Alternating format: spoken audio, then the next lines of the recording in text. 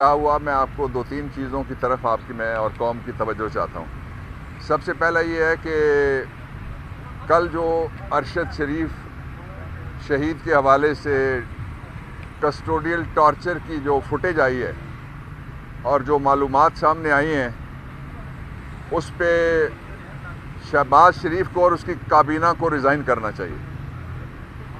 اس لیے کہ اگر مہذب ملکوں میں کسی جگہ ریل گاڑی کی پٹڑی اتر جاتی ہے اور بندے مر جاتے ہیں تو تب بھی ریزائن مانگا جاتا ہے اور لوگ ریزائن کرتے ہیں۔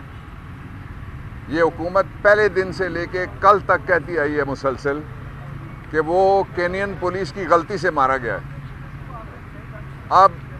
اسی حکومت کے دور میں جو بدترین ٹارچر ہے، جس کا ذکر بھی نہیں کیا جا سکتا، اہل خانہ بھی ہیں، بچے بھی ہیں جو آپ کے شوز کو اور نیوز کو دیکھتے ہیں، اس لیے میں ان کا ذکر نہیں کرنا چاہتا۔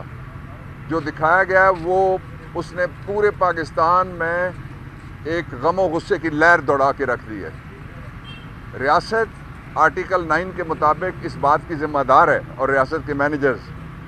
کہ وہ ہر شہری کی زندگی کا تحفظ کریں۔ یہ آئین میں بنیادی رائٹ دیا ہوا ہے، اور وہ ایک نون آدمی تھا جس کو پورا پاکستان اور پوری دنیا میں اردو بولنے والے جانتے تھے اور انویسٹیگیٹنگ رپورٹنگ والے جانتے تھے، باقی لوگ جانتے تھے بہت سارے، جس کے ساتھ کسٹوڈیل ٹارچر ہوا۔ اور یہ custodial torture third in line تھا۔ پہلا تھا شہباز گل کا، دوسرا تھا سینیٹر اعظم سواتی کا، اور تیسرا کسٹوڈیل ٹارچر پھر آ کے ہوا جو ارشد شریف کا ہے۔ اور ارشد شریف کے حوالے سے جو معلومات سامنے آئی ہیں، ان کے بعد فوری طور پہ شہباز اینڈ کمپنی یہ سارے مستعفی ہوں، اس لیے کہ یہ بتاتے رہے مسلسل کئی ہفتے تک، آج اس کو کوئی 20-21 دن ہو گئے ہیں شہید ہوئے، تو یہ مسلسل بتاتے رہے کہ کینیا کے اندر پولیس نے غلطی سے مار دیا ہے۔ اگر آپ کو پتا تھا، آپ کے فیڈرل گورنمنٹ کے اسپتال میں اس کا پوسٹ مارٹم ہوا تھا، اس کی فوٹیجز جو لیک ہوئی ہیں وہ اسی اسپتال کے اندر سے ہیں، اور ڈاکٹرز نے لکھا ہے یہ سارا ٹارچر ہوا ہے، تو آپ کو کوئی شرم اور کوئی انسانیت آپ میں ہے کہ آپ ایک مرحوم کا جس کا جسد خاکی تھا اس کی بھی رپورٹ نہیں دے سکے۔ دوسرا میں یہ کہنا چاہتا ہوں کہ جو ڈاکیومنٹ ہے پوسٹ مارٹم رپورٹ کا، وہ پبلک ریکارڈ ہے، کوئی شخص بھی لے سکتا تھا۔ آپ نے ان کے اہل خانہ کو نہیں دیا، اس پہ کوئی آفیشیل سیکرٹ ایکٹ کہاں سے لگتا ہے؟ یہ بھی بے شرمی کی اور بے رحمی کی انتہا تھی۔ تیسرا یہ ہے کہ اسی حکومت کے دور میں جب پٹھان کوٹ کا واقعہ ہوا انڈیا کے اندر، اور انہوں نے پاکستان کی طرف انگلی اٹھائی، تو مودی کو راضی کرنے کے لیے یہ جو جاتی عمرہ والے ہیں، پتہ نہیں ادھر ان کی زیادہ ہمدردی ہے جاتی عمرہ سے یا ادھر والے جاتی عمرہ سے زیادہ ان کا تعلق ہے، ویسے یہ والا تو کمائی کے لیے ہے، یہ تو ساری دنیا کو پتہ ہے۔ تو اس وقت انہوں نے جو بھارت کے اندر واقعہ ہوا اس کی ایف آئی آر انہوں نے گجرانوالہ سی ٹی ڈی سے درج کروا دی تھی۔ آپ کا شہری ہے مارا گیا ہے،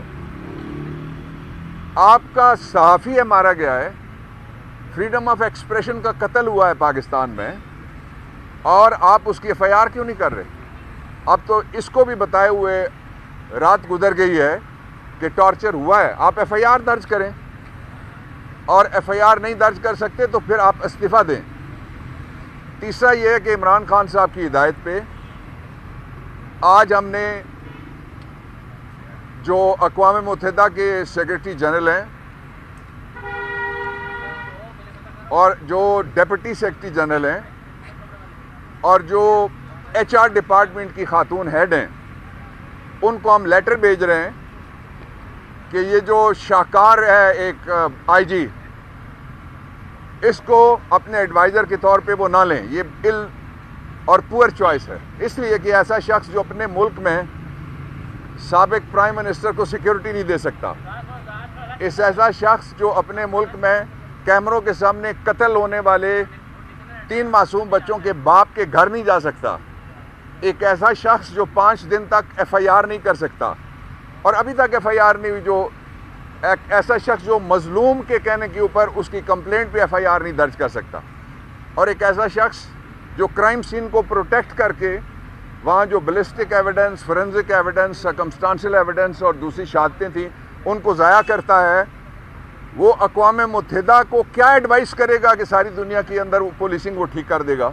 وہ تو نالائق آدمی ایسا جو اپنا گھر نہ سنبھال سکے اس کو آپ پورے شہر کا میئر بنائیں گے؟ تو اس کے اوپر جو لیٹر ہے وہ تیار ہو گیا اور ہم بھجوا رہے ہیں، اس کے ساتھ ہی اس کی کاپی ہم بھیجیں گے وفاقی حکومت کے 2 اداروں کو، وہ بھی ہم آپ کو بتائیں گے۔ اور آخری بات یہ کہ عمران خان کی جو درخواست ہے وہ فاضل جج صاحب نے منظور کی ہے، اور 21 تک ان کی جو میڈیکل گراؤنڈز کے اوپر پری اریسٹ بیل ہے اس کو ایکسٹینڈ کر دیا ہے، اور جو ہی ڈاکٹرز ان کو اجازت دیں گے ٹریولنگ کی، وہ انشاءاللہ لانگ مارچ میں بھی شریک ہو جائیں گے۔ لیکن میں یہ بتانا چاہتا ہوں کہ لانگ مارچ ہوگا، حکومت پورے شہر کو نہیں، پورا پاکستان اگر ریڈ زون ڈکلیئر کر دے اس کے باوجود لانگ مارچ ہوگا۔ اور دوسری بات میں یہ کہنا چاہتا ہوں کہ لانگ مارچ میں عمران خان روزانہ اپنے ٹائیگر سے اور لانگ مارچ کے شرکاء سے روزانہ بات کریں گے، روزانہ ان کے ذریعے آپ سے بھی بات کریں گے۔